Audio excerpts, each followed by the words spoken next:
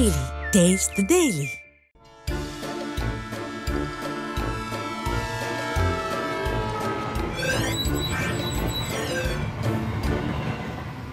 மக்கா வணக்கம். கரூர் விவகாரத்தில் மக்களுக்கு பாதுகாப்பு கொடுக்க வேண்டியது அரசாங்கத்தோட கடமைன்னு அடிச்சு சொல்லியிருக்கு நீதிமன்றம். அந்த கூட்டத்துக்கு வந்தவங்களாம் யாரு? பாவம் ரசிகர்கள். அவங்களுக்கு கூட்டம் நடத்துகிற அனுபவம்லாம் இல்லை. இப்போ அந்த கூட்டத்தில் 41 பேர் இறந்துட்டாங்க. இறந்த பிறகு அந்த கட்சி கொடியை அறக்கம்பத்தில் பறக்க விடணும், ஒரு 7-8 நாள் இறந்தவங்களுக்கு துக்கம் அனுசரிக்கணும்னு கண்ணீரஞ்சலி கூட்டங்கள் நடத்தணும்னு கூட அவங்களுக்கு தெரியல, அனுபவம் இல்லை. அப்படிப்பட்ட கூட்டத்தில் பாதுகாப்பு கொடுத்திருக்க வேண்டியது அரசோட கடமை தானே. உயிர் பலி நடந்த பிறகு அந்த கூட்டம் கட்டுப்பாடு இல்லாத கூட்டம்னு அவங்கள குறை சொல்லி என்ன செய்ய? சரி, இது சம்பந்தமா விரிவான செய்திகளை பார்ப்போம். இப்போ போய் குறுஞ்செய்திகளை பார்த்துட்டு வாங்க. அரசு விழான்னு ஜனங்களை கூப்பிட்டு அரசியல் பேசிட்டு இருக்கிறாரு ஐயா ஸ்டாலின். கேள்வி கேட்டா அதிகாரிகளை விட்டு பதில் சொல்றது, அரசு செலவுல நிகழ்ச்சி நடத்தி அரசியல் பேசுறது. அதிகாரம் இருக்குன்னு என்னென்ன பண்றீங்க? மக்கள் பார்த்துட்டு தான் இருக்காங்க சார்.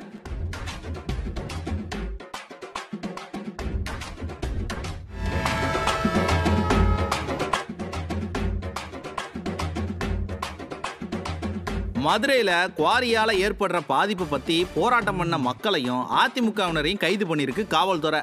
அது எப்பவும் நடக்கிறது தான். நியாயம் கேட்டால் உள்ளே பிடிச்சி போட்டுடுவாங்க. அது ஒரு விஷயம் இல்லை. ஒரு ஸ்கூல் பையன் கேள்வி கேட்டிருப்பானாட்டிருக்கு, அவனையும் பிடிச்சி உள்ளே போட்டிருக்காங்கப்பா. அதுதான் அதிர்ச்சியாக இருக்குது.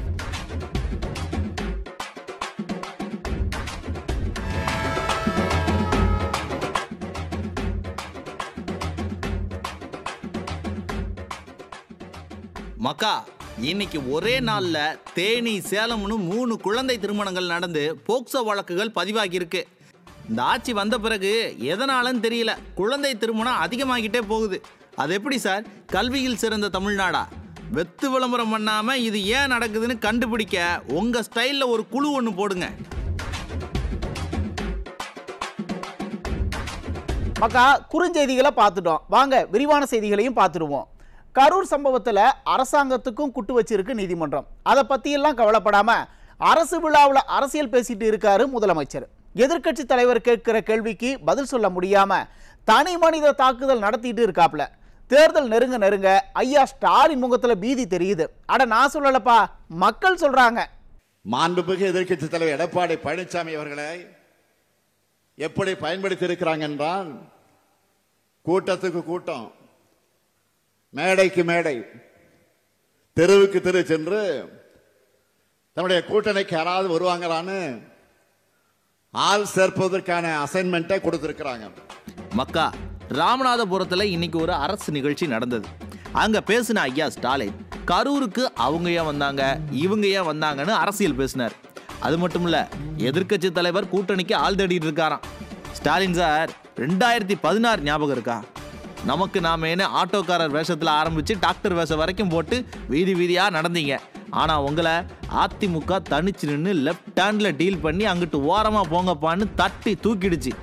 யாரை பற்றி யார் பேசுறது? மற்றவங்கள கேள்வி கேட்குறீங்களே. கள்ளக்குறிச்சிக்கு போகாது நீங்கள், கரூருக்கு ஓடுனது ஏன்? வேங்கை வயல் துயரம் பற்றி இது வரைக்கும் வாயவே திறக்காத நீங்கள் கரூரில் மட்டும் காலங்காத்தால 4 மணிக்கு ப்ரெஸ் மீட் பண்ணது ஏன்? அரசியல். அரசியல் தானே. 41 பேர் இறந்துருக்காங்க, பச்சை குழந்தையெல்லாம் இறந்துருக்கு. அதில் திமுக அரசியல் ஆதாயம் தேடுது. ஆனால் எதிர்க்கட்சி தலைவர் ஆதாயம் தேடலை. ஜனங்க எங்கே கூடுனாலும் அங்கே பாதுகாப்பு கொடுக்க வேண்டியது அரசாங்கத்தோட கடமைன்னு சொன்னார். அவர் சொன்னதைத்தான் இன்னைக்கு நீதிபதியும் சொல்லியிருக்கிறார். இப்போ என்ன பதில் சொல்ல போறீங்க? அந்த நடிகரை ஏன் கைது பண்ணலை? அவர் கூட உங்களுக்கு அண்டர் கிரவுண்ட் டீலிங் இருக்கான்னு உங்கள் கூட்டணி கட்சி தலைவர் கேட்குறாரு. அரசியல்ல துளியும் வெளிப்படைத்தன்மை இல்லாத திமுக வெளிப்படையா மற்ற கட்சிகளை பத்தி பேசுது. அரசு இயந்திரத்தை உங்க பிரச்சாரத்துக்கு நீங்க பயன்படுத்திட்டு இருக்கீங்க ஸ்டாலின் சார். எதனால? புரட்சி தமிழர் ஊர் ஊரா போய் உங்க வண்டவாளத்தை தண்டவாளத்துல ஏத்திட்டு இருக்கிறார். உங்களால பதில் சொல்ல முடியல, அதான் அதிகாரிகளை வச்சு பதில் சொல்ல முயற்சி பண்ணிட்டு இருக்கீங்க. எதிர்க்கட்சி தலைவர் உங்களை மாதிரி தனி மனித தாக்குதல்லாம் பண்ணல. அவருக்கு தேர்தலை நினைச்சு பயமே கிடையாது. ஆனா உங்க முகமெல்லாம் பீதி தெரியுது. நேற்று ஆரம்பிச்ச கட்சியை நினைச்சு நடுக்கத்தில் இருக்கீங்க. முதல்ல அவங்களோட மோதுங்க. அங்க நீங்க முட்டி மோதுற கேப்ல இந்த இருண்ட ஆட்சிக்கு முடிவு கட்டி தமிழ்நாட்டை அதிமுக தட்டி தூக்கிரும். அட இதெல்லாம் நாங்களோ அல்லது அதிமுக காரங்களோ அதிமுக கூட்டணியில் இருக்கிறவங்களோ சொல்லலை. உங்க முகத்துல தெரிகிற பீதியை பார்த்து உங்க கூட்டணி கட்சிக்காரங்க சொல்றாங்க. என்னமோ மக்கா, கரூர் சம்பவத்துல நடிகர் தரப்பு மகா நடிகரான ஸ்டாலின் ஐயா தரப்பை குத்தம் சொல்லுது, இந்த மகா நடிகர் தரப்பு அந்த நடிகர் தரப்பை குத்தம் சொல்லுது. மாறி மாறி குத்தம் சொல்லிட்டே இருக்காங்களே தவிர மக்கள் இறந்தது தான். சரி, நாம அடுத்தடுத்த அராஜகங்களை பேசுவோம். மதுரையில குவாரிக்கு எதிராக போராடின மக்களை கைது பண்ணியிருக்காங்க. எப்பா, ஒரு பள்ளி மாணவன் கேள்வி கேட்டிருக்கான், அவனை அரெஸ்ட் பண்ணியிருக்காங்கப்பா. ஸ்டாலின் சார், என்ன சார் இதெல்லாம்?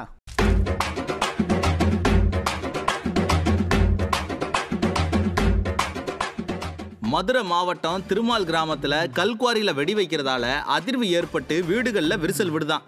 அந்த குவாரிக்கு எதிராக நடவடிக்கை எடுக்க சொல்லி மக்கள் தொடர்ந்து போராடிக்கிட்டு இருக்காங்க. போராட்டத்தில் ஈடுபட்ட மக்களுக்கு ஆதரவாக அதிமுகவினர் போராட்டத்தில் கலந்துக்கிட்டு ஆட்சியர் அலுவலகத்தில் கோரிக்கை வைக்க வந்தாங்க. வந்தவங்களை கைது பண்ணியிருக்கு காவல்துறை.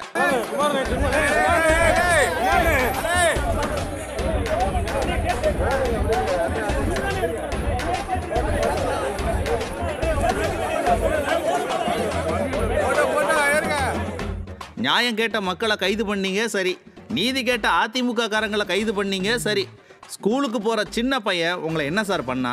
கேள்வி கேட்டதுக்கு அவனை சின்ன பையன் கூட பார்க்காம கைது பண்ணலாமா?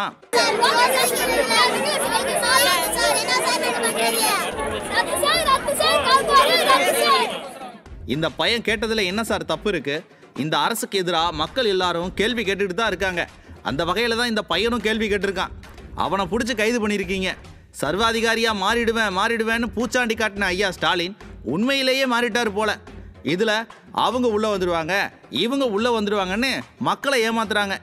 உங்களை முதல்ல வெளியே அனுப்பணும்னு மக்கள் முடிவு பண்ணிட்டாங்க சார்.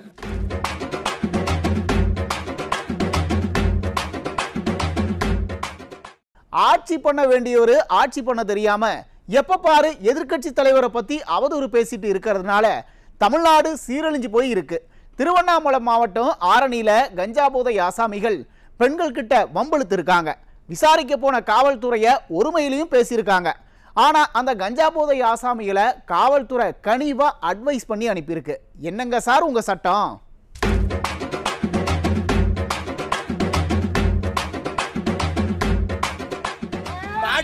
சரியான ஆட்சி பாருங்க. தப்பு பண்றவங்கள விட்டுறாங்க. எங்களை பிடிக்கிறாங்க, நாங்களே தப்பு பண்ணோம், உட்காந்து எல்லாருமே விட்டுறாங்க. ஆட்சி சரியில்லை, போலீஸ் சரியில்லைன்னு சொல்லி அரை நிர்வாணமா இந்த இளைஞர் போடுற ஆட்டத்தை பார்த்து இவர் ஏதோ பெரிய புரட்சியாளர்லாம் நினைச்சிடாதீங்கப்பா. தம்பி நல்லா கஞ்சாவை போட்டு பொம்பளை பிள்ளைகள்கிட்ட வம்புழுத்து இருக்கிறாரு. தகவல் தெரிஞ்சு சம்பவ இடத்துக்கு வந்த போலீஸையும் சகட்டு மேனிக்கு வம்புழுத்திருக்கிறாரு.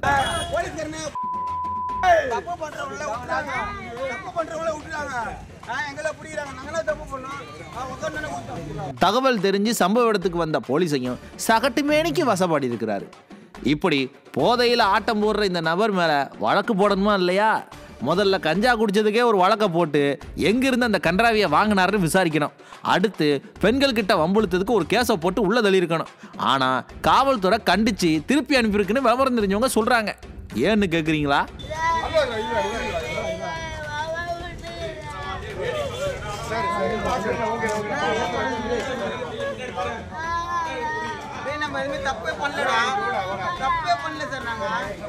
பாத்தீங்களா, சின்ன பையன் போலீஸ்காரங்க காலில் விழுந்து அழுது இருக்கிறான். ஸ்டாலின் சார், இளைஞர்கள் கஞ்சா போதையில பெண்கள் கிட்ட வம்புழுக்கிறாங்க. போதை இளைஞர்களை காப்பாற்ற அவங்க வீட்டில் இருக்கிற சிறுவர்கள் உறவினர்கள்னு அழுது புலம்புறாங்க. என்ன சார் ஆச்சு இது? அந்த இளைஞர் போதையில சொல்லியிருந்தாலும் உண்மையை தான்டா சொல்லியிருக்கிறாரு. இந்த ஆட்சியில எதுவும் சரியில்லை.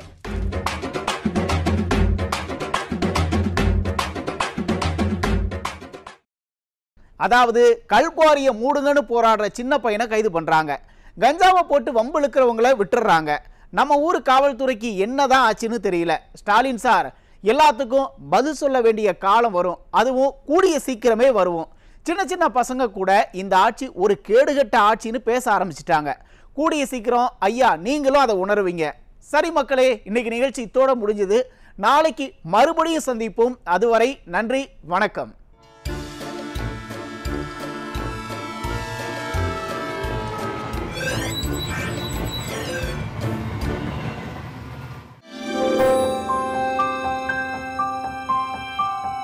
வணக்கம்.